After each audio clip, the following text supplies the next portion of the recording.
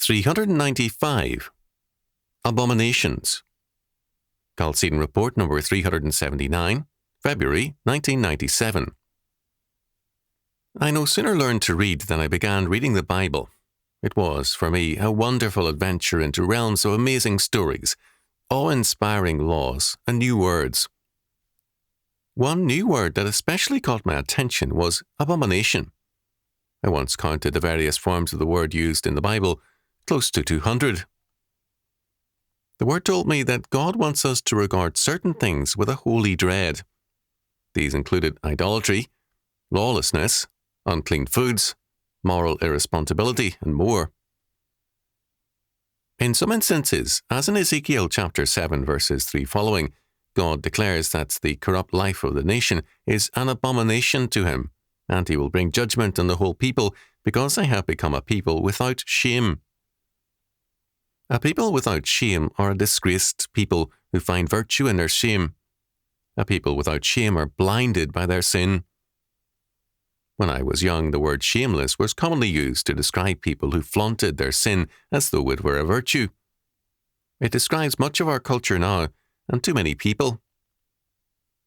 Similarly, a sense of guilt is no longer prominent in our culture because sin has been denied and guilt is seen, in Freudian terms, as simply a relic of a primordial past.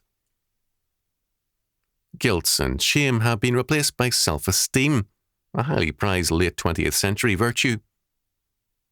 Self-esteem goes hand in hand with irresponsibility and victimhood. When Adam was confronted by God with his sin, his answer was to blame God and the woman. "The woman whom thou gavest to be with me, she gave me of the tree, and I did eat." Genesis chapter 3 verse 12. Adam saw himself as the innocent victim of a conspiracy by God and Eve. Eve's response was similar. She was a poor innocent woman who was beguiled by the evil one. Genesis chapter 3 verse 13.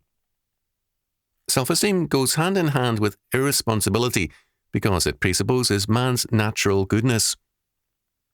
Given this good, or at worst, neutral state of man's moral being, it then follows that when man does wrong, something outside him is to blame. But this moral goodness or moral neutrality of man is basic to humanism. As a result, sin and evil are due to things outside man: God, nature, the family, the environment, and so on and on. Humanism leads inevitably to a morally irresponsible society. We read of AIDS, quote, victims, end quote, as though they are casualties of a war.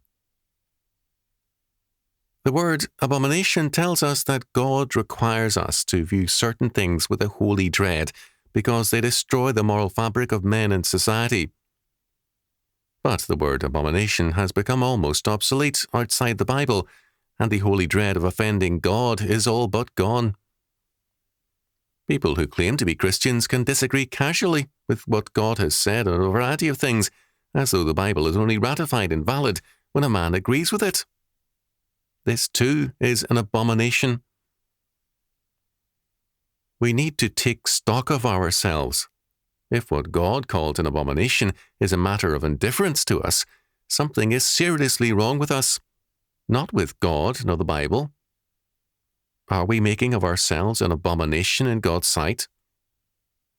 We should regard every instance of the use of the word in Scripture as a warning from God.